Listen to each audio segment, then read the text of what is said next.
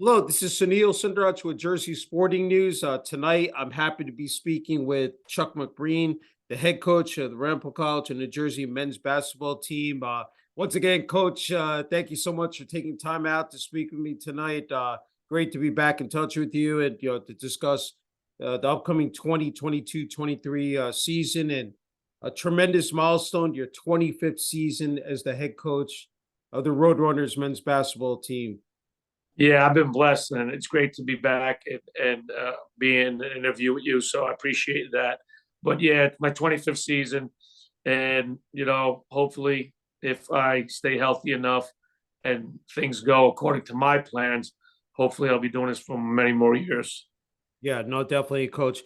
And we talked quite a bit off there, Coach, about the overhaul of this team, in the past year and how young this team is as well.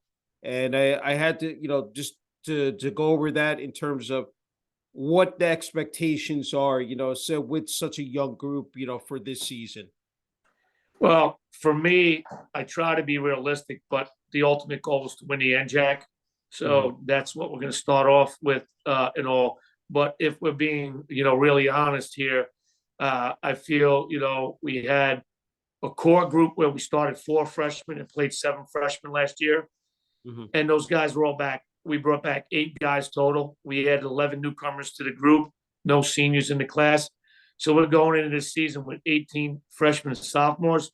It's again repeating the same process where you just have too many new guys trying to learn a system. So, hopefully now we keep these core guys together and we only have to bring in 3 or 4 guys or 3 or 4 main pieces to this puzzle to get us back to the top. And so I'm hoping to take the steps to get back in the NJAC playoffs and then really compete for an NJAC championship in these next 2 years when those guys are juniors and seniors. Yeah, no, definitely. I just had to ask you. I know it was a tough year. I mean, 6-17, 5-12 in the NJAC, but at least playing that, in the tournament, you lost to TCNJ, excuse me, 81-74. But just to get, those guys a taste of what tournament, time is like. How vital was that for those players, Coach? I think it was very important because knowing the season that they had wasn't so good, for them to be in the postseason because it was an unusual year where they let everybody get in. So normally we wouldn't have made the playoffs. So we were fortunate based on what the league decided to do because of the pandemic. But they got experience and, we got an opportunity to go on a road and play at TCNJ. And now the guys, got a taste of it. And now they know that they don't make it if they are in the 7th, 8th, 9th, or 10th spot. So, the goal is to get up in the top 6. It's no different than a lottery. You got to be in it to win it. So, in order for us to have a chance to win the NJAC, we got to get up in the regular season into one of those 6 spots. Yeah, no, definitely. Hey, want to ask you a couple of key players that are returning, this season, Coach McBreen. Shane Rooney, the NJAC men's basketball rookie of the year, averaged 9.3 points per game, 7.2 rebounds. Jordan Myers led the team in scoring. Peter Gorman. Just if you could talk about those 3 guys and just, again, how pivotal they are in terms of the success of this year's team. Well, first, let me say, again, I talked to you before about we want to amass high character guys. You don't get better kids than those 3. Pete Gorman's a 4.0 academic scholar. Shane Rooney's a 3.9 academic scholar. And Jordan Myers comes from a great family and had about a 3.5 coming out of Immaculata. So before I even talk about their basketball abilities, one of the things we talk about is bringing in high character guys because culture wins. Talent matters, but culture wins. And they're all part of that great culture that we're trying to build back like the Final Four team. So going forward, Jordan Myers averaged almost 12 points a game and 5.5 rebounds. Easily could have been 15 a game and probably about 7 or 8 rebounds. So the ability's there. In our scrimmage against D2 Dominican last night, he had 20 points and about 8 or 10 rebounds. So Jordan Myers is going to be a factor. Shane Rooney, is very athletic. And like you said, the rookie of the year, he's got a chance to average a double-double. And Pete Gorman's probably our best all-around player, and he's a gym rat. So besides being a great 4.0 student, he's my hardest working guy. So those three, along with Anthony Corbo, are probably going to be, number one. All four are going to start, and they're probably going to all average double figures. Yeah, no, that's terrific to hear. Hey, want to ask you in terms of, you look at the breakdown, 2 juniors, I think, 10 sophomores, 6 freshmen. Talk about these newcomers. They were listed: Will Brown, Elijah Barlow, Justin Carbone, and Enoch Hutchinson. If I'm mispronouncing the name, I'm sorry. I apologize. Just talk about out of the, some of the freshmen, who's impressed you so far. Who do you think is going to have that type of impact, said on this team this year? Elijah Barlow is going to be the freshman that has the unbelievable impact. Will Brown is a transfer that is really good and going to make, he brings a lot of toughness. He played at a great high school in Hudson Catholic, so he's going to make a big impact. Enoch Hutchinson is coming along. He's played decent in some of the scrimmages. He just gotta, learn the system. Elijah Barlow is going to back up Pete Gorman at the point and can play on the off guard, the 2, because he can shoot the basketball. Will Brown can play the 3 and the 4 for us, and he's going to do real well. I'm going to mention a kid that's not on that roster right now, and it's only because we didn't know if he was going to be healthy enough to play. We got a transfer from Alvernia who got a medical hardship waiver, so he has 4 years left. His name is Ryan Cassels, played at Saddle River Day, went to Alvernia, tore his labrum in his hip, had surgery. When we got into school this year, it started to bother him. He went to see the doctors at the hospital for special surgery, and they had to do an MRI. They didn't know if they were going to have surgery again this year. Things have gone pretty well with physical therapy, and right now there's a good chance that he'll get a clearance tomorrow. No, what's tomorrow? Wednesday, Thursday, or Friday to start doing stuff with us as a team. And if we get that clearance, he's going to be somebody that's going to be able to help us. He has 4 years, so he's considered a freshman, can really shoot the ball, high basketball IQ. We recruited him out of high school. He chose Alvernia over us. He's somebody right now that hasn't gone up on a roster because he hasn't been cleared by the doctors yet. As soon as that clearance comes, he will go up on the Ramapo roster and be eligible to play for us this year. Yeah, that's terrific news to hear. I mean, we talk about, I mean, they picked you guys 7th, in the preseason rankings in the NJAC. Stockton #1, Rowan 2nd, 3rd Montclair State, 4th Jersey City, 5th Keene, and 6th TCNJ. So just wanted to ask you, Coach, just in terms of the way you see the NJAC, playing out this year in terms of those teams I mentioned, and how, like, I said again, all depends, just in terms of, you got to play the games, but where you guys, where do you think, I said this team, the potential, for this year? Yeah, so I think they got it close to accurate. They do list us as the dark horse, so that means they're thinking about us, and obviously they know our traditions, so people got to worry about us and all. If these sophomores grow up the way we're hoping, then we're going to be in the mix for a playoff spot. They have us just on the outside looking in. If these guys take the next step in the progression, which we hope they do, then we're going to be a playoff team. Our Final Four team made that progression step in their sophomore year. We started 4 freshmen with Mosley, Bonnicom, and Jimbo, and Josh Ford and all. Yeah. And in their sophomore year, they took that next step and went playoffs. The junior year, that was when they went 26-3, won the conference. Yeah. Senior year, they went 25-7 and went to the Final Four. So we're hoping they take that same next step that group did, in starting 4 freshmen, that we get in the NJAC playoffs. That is the progression that we're looking for right now, is get into the NJAC playoffs, take that next step and build on that from there. I know that we're hoping through recruiting that we add a couple of more pieces to it. You know, we have a saying in our program, we're not looking for the best pieces, we're looking for the right pieces. So our staff, including myself and my guys, are trying to identify the right pieces that we need to take these next steps going forward to be back at the top of the conference. So that's what we're working on right now in recruiting.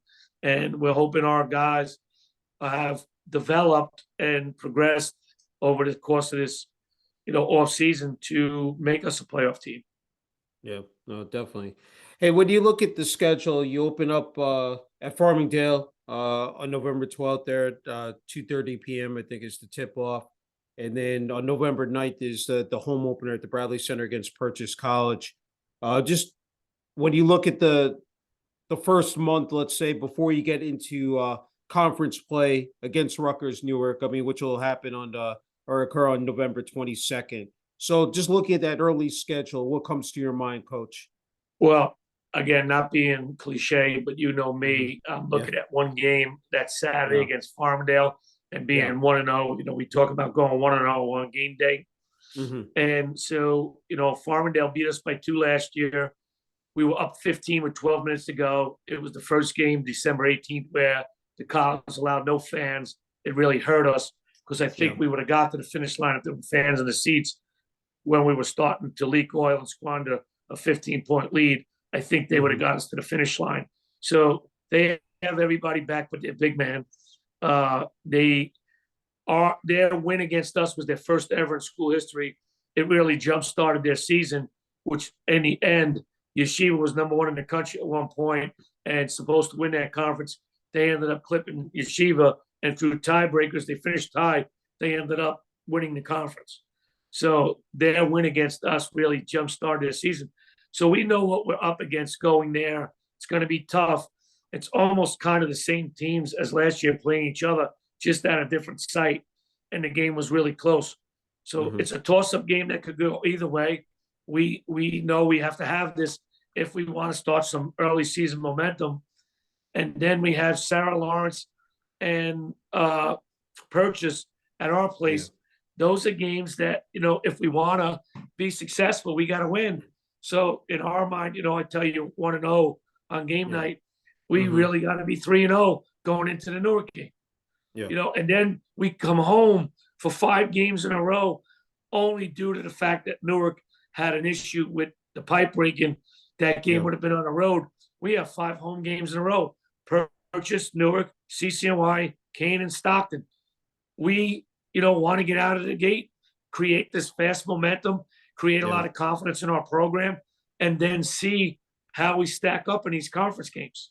Yeah, and I think, I agree 100%. Just being able to capitalize, on those games. And hey, talk about getting back to normal. You're flying out to Vegas. Said Las Vegas for the D3hoops.com, classic. That's got to feel really good, to take the team out west and see where you stack up against, the rest of the competition. Yeah, and they put us against a team that's ranked in the D3 hoops in the top 30 that made the NCAA's last year. That's really good.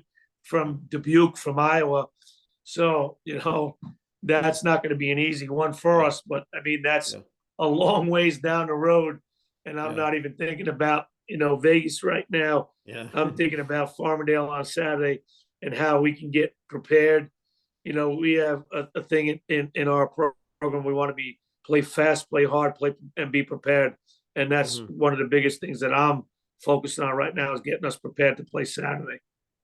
Hey, well, I wanted, Coach, said every year, just in terms of when those guys put on that, Ramapo College jersey on, whether it's home or away, what you want, those players, what you want that to represent, when they go out there. I know that you have a number of models, but just in terms of when they take that floor. Obviously we have a rich tradition of winning and doing things the right way.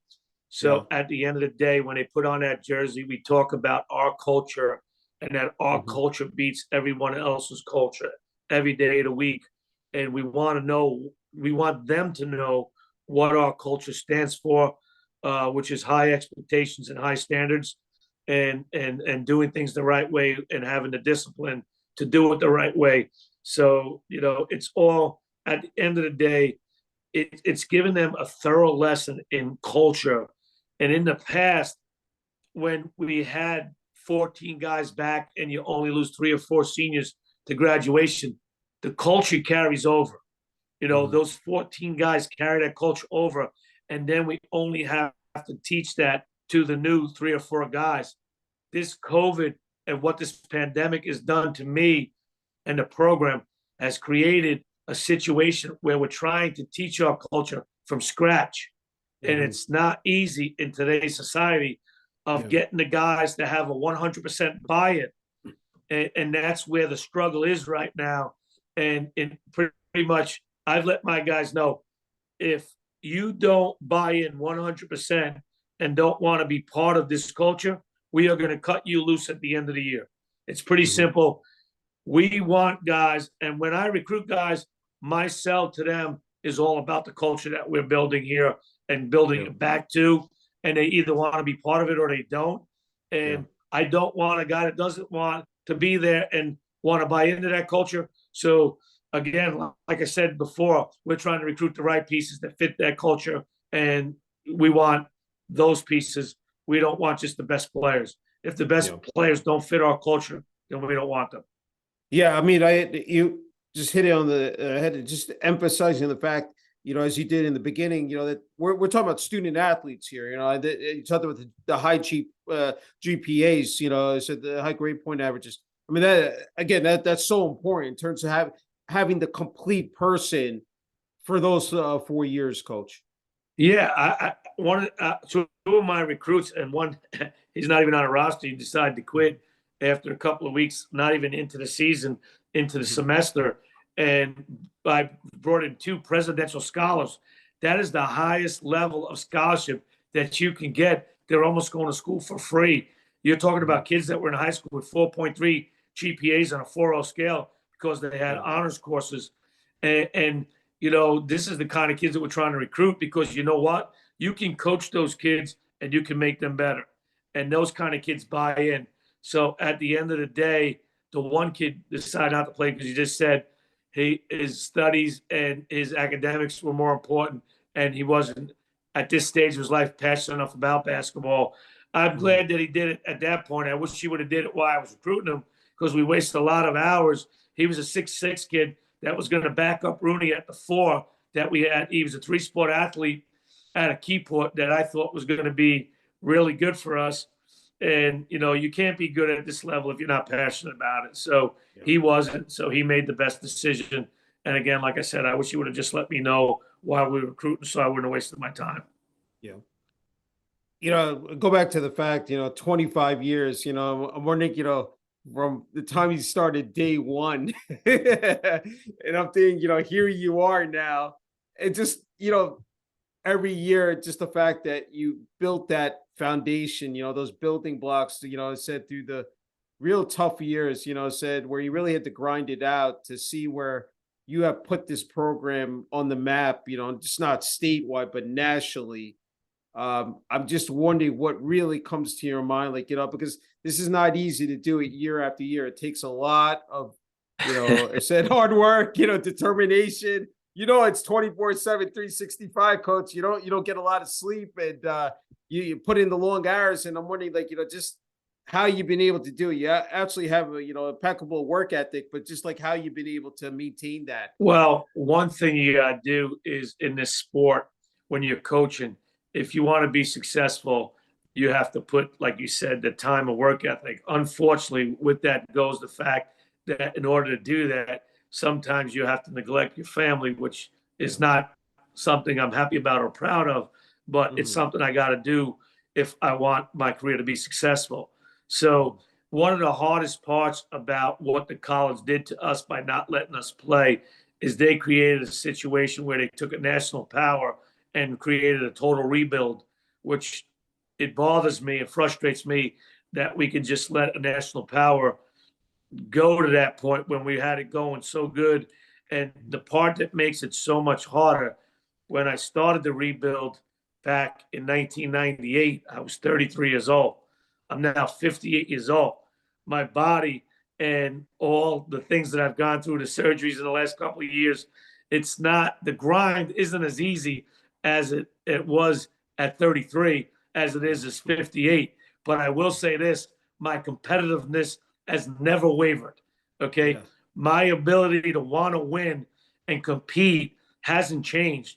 It's actually my drive right now is even bigger than ever because I want to prove to people that at 58, I can still be at the top of this conference.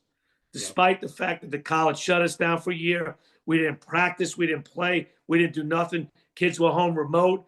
I only brought back 4 guys, started from scratch last year, cleaned house again, had only 8 guys, starting from scratch again. We are going to stay at this as long as I'm healthy enough, and we're going to see this thing back to the top where we're going to be at the top of the NJAC again in the near future. Yeah. No, it's great attitude to have, and definitely see that fiery persona on the sidelines, but I think it resonates with people and with those players, and you see the the way they've developed over the years, and obviously the championships, regular season, conference tournament, NCAA. I mean, that's going to be very fulfilling and satisfying for you, Coach. I know you're concentrating on this upcoming season, but when you reflect back on that's really got to bring a huge smile to your face, knowing just the product again of your hard work, really has paid off here. Said again in the 25 years you've been the head coach. I'm extremely proud with the guys that we brought in and what we've been able to accomplish here at Ramapo. I mean, we took this small school from Jersey that wasn't really any good and only had 3 winning seasons before I got here. And we've gotten it to a national power. And I want to get back to that point. I mean, this is where we belong. This is the experience these kids deserve. And, in order to do one of the things I said to the kids in our opening meeting is we haven't had ever in my time a season like last. Now, that was something that was the norm at Ramapo before I took the job. But I said to the guys, I'm going to take full accountability for that. That's what a leader does and all. But understand, with that being said, I'm going to hold you more accountable to a standard, a much higher standard than where we were at last year.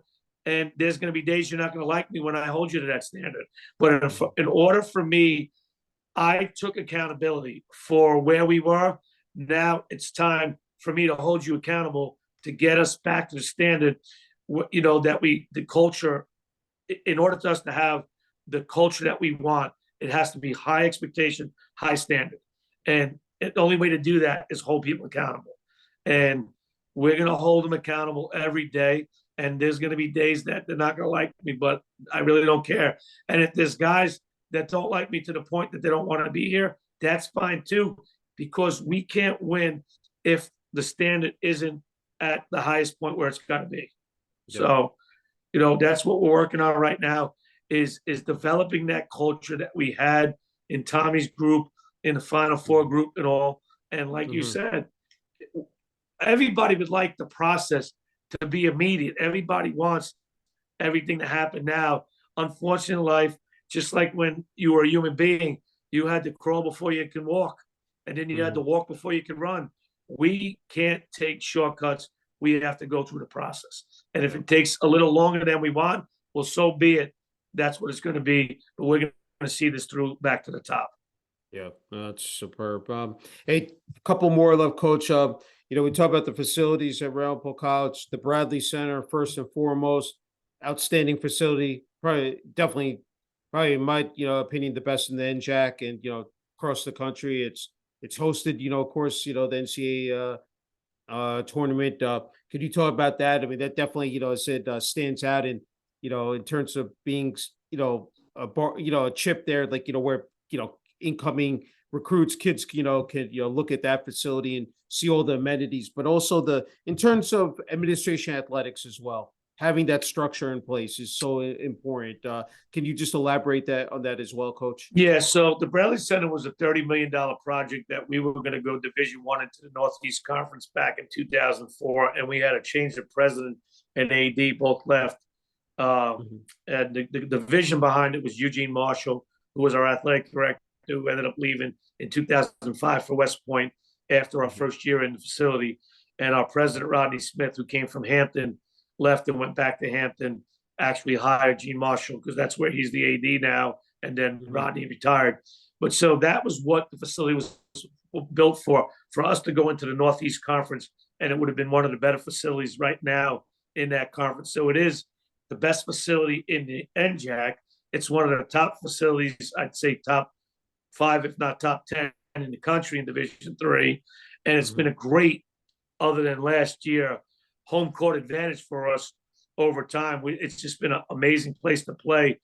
Yeah. And it's just you've been in there when we've been in the NJAC tournament or NCAAs when we sell that building out. Yeah. The atmosphere, it's no different than a Rupp Arena or Fog Fieldhouse for Kansas and Cameron for Duke. It's the D3 version of that. You saw us make a half court shot and bum rush the floor like they do at the big time colleges. Yeah. You hear the noise is deafening in there. You got 2,000 strong in the building and all. So it is our version of those big time facilities at our level. And it's just been an amazing place. For many years, it was a great recruiting tool. It's one of the tools that lured Tommy Bonnicum, our first team All-American to Ramapo.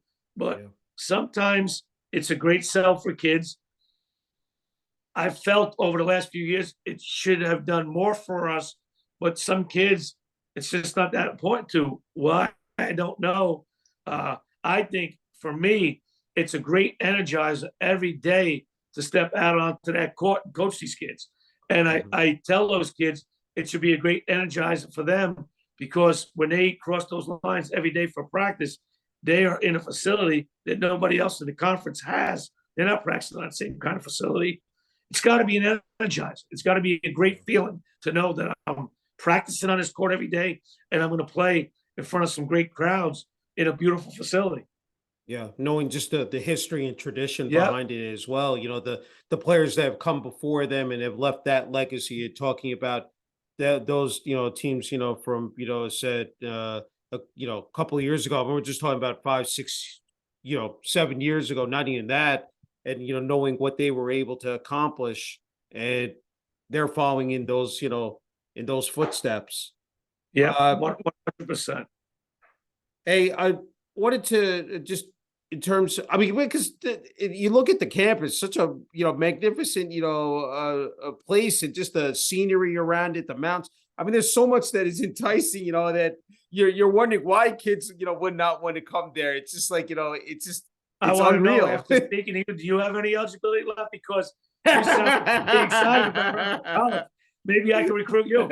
I think I'm way beyond that too. Hey, Coach, I'm wondering, I asked you last time out, man, what does a daily schedule like for you? The time, you walk in there to that, into that campus, those facilities, you leave that building. What is it for you? Because, I mean, even like, I'm sure from the moment the last season ended, your mind was, completely focused on, this upcoming season. So I'm wondering, what is, just the past, several months have been like for you, and now ramping up those activities now as you prepare for the regular season opener?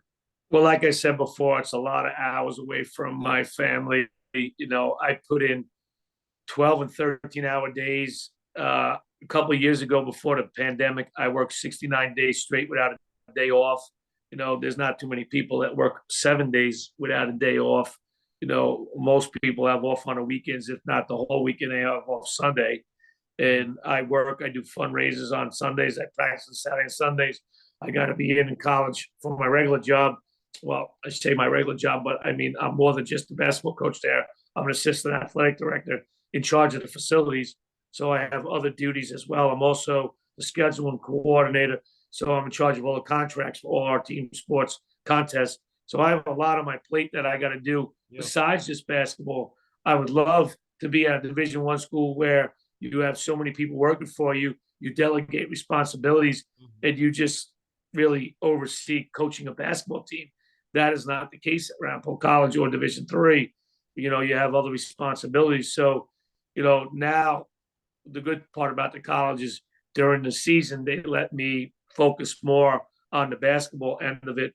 But all these days, like now, once we get back to school in September, I do have a downtime a little bit to have a little bit of family time from about June, July, and August. But once we get back to school in September, these are 12 and 13 hours a day. Like I said, I'm working 6 or 7 days a week. And from the minute I come in, and then like an organized person like myself has a daily plan on what I want to get accomplished each day and all. But then you get some curveballs that are thrown your way throughout the day. And then all of a sudden, a task comes out and I got to work on something with the facility or something and all. They just put me on one of the biggest committees at the college. Not something that I want to take on, but it's going to take on some time of my responsibility. It's called the Capital Projects team at the college. It's a 10-year plan at the college of not just athletics. It's everything that's going to go on in capital projects at these colleges for the next 10 years. And I just got put on that committee. And that's an important committee because it's big on the direction of where we're going as an institution over the next 10 years. Yeah. So that's going to take up some of my time. You know, I just had my first meeting with that a couple of weeks ago, and they gave us some homework to do with that. They gave us the past capital project plan, which was a 2013 to 2023. So that's why we're starting a new 10-year one where we're about to leave 2022 and get into 2023. And it's going to be the next 10 years at Ramapo. So that's another thing that's got put on my plate also. So I guess they must think a lot about me as a person at the college in my 25 years and believe in my experience that I can lend some major experience to these projects. So I guess it's a feather in my cap, but I don't know if I needed to add it to my plate. I can tell you this, there was no extra money added to my salary in order to take on this project. So I just got more responsibilities, but no more money. Yeah, plenty of multitasking, wearing many hats. That's just, I mean, I really give you a lot of credit, for doing that. I mean, that's not easy. And I said, I'm sure that, family, like, as you said, it takes away from your, time there. But I mean, how important, I mean, just this journey that you've been on, you've been coaching, 25 Rampa, but for much longer than that, coach. So I'm wondering, like, just in terms of just having that support, how much that's meant to you. Listen, it's been tremendous. Number one, I've been blessed with this coaching career. Some people aspire to be a Division I head coach, and I had those aspirations and dreams, but I never let that stop me from being successful at the level that God had a plan for me. This was the plan. I'm fortunate enough.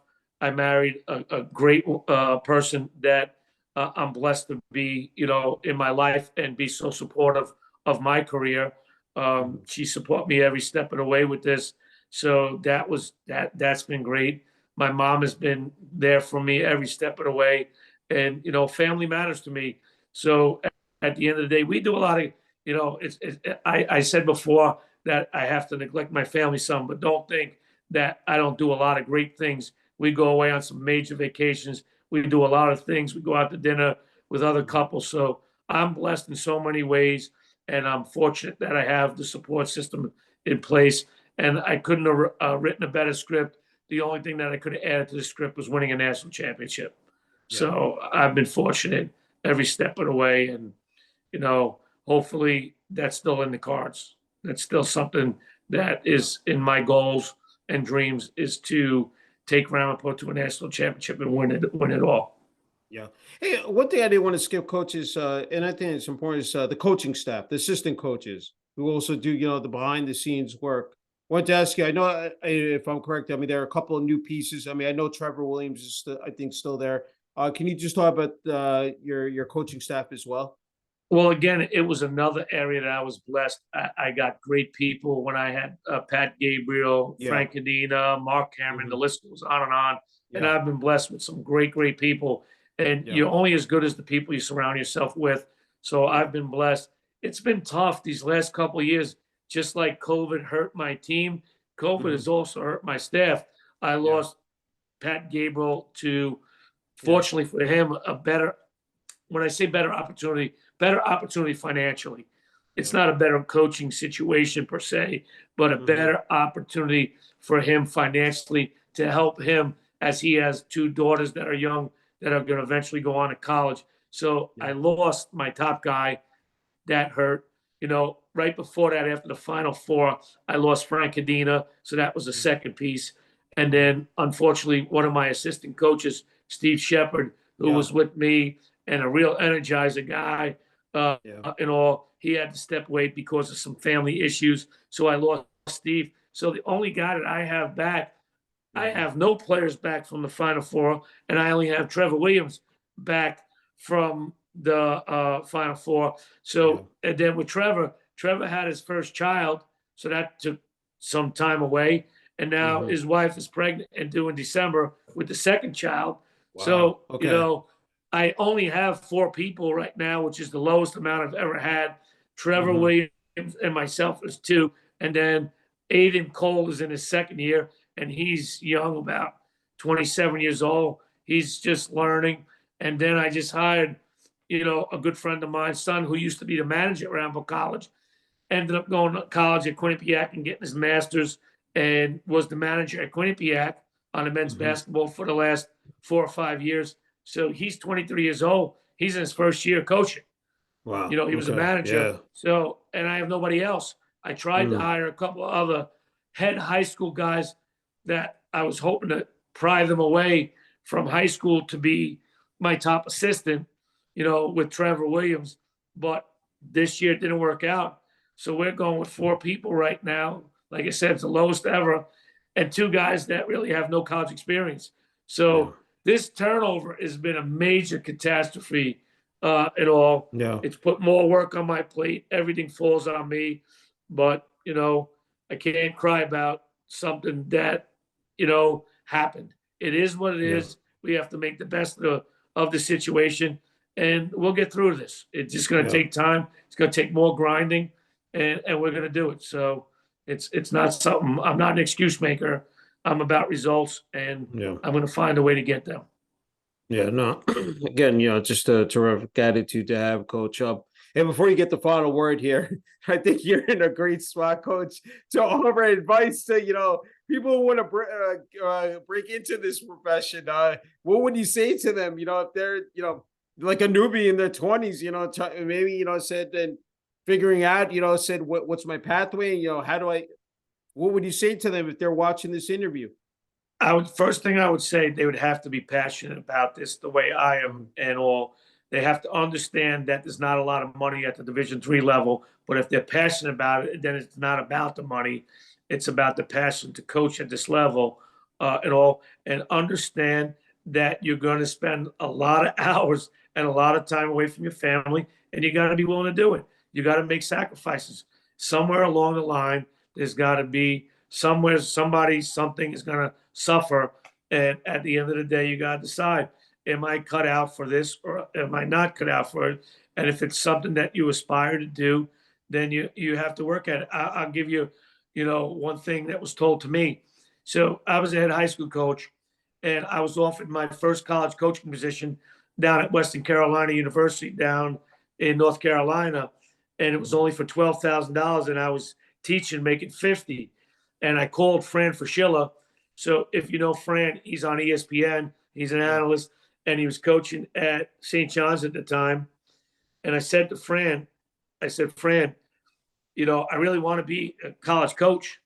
I said, I've been offered this position in college, but I have to ask you some advice. I only get $12,000. I'm making 50 as a teacher. And he said to me, he turned and said, it's pretty simple. Do you want to be a college coach or don't you? And I said, yeah, but you're not answering. How can I afford to be a college coach? Pay me $12,000, make it 50. Just because I'm leaving the state, the bills still go with me.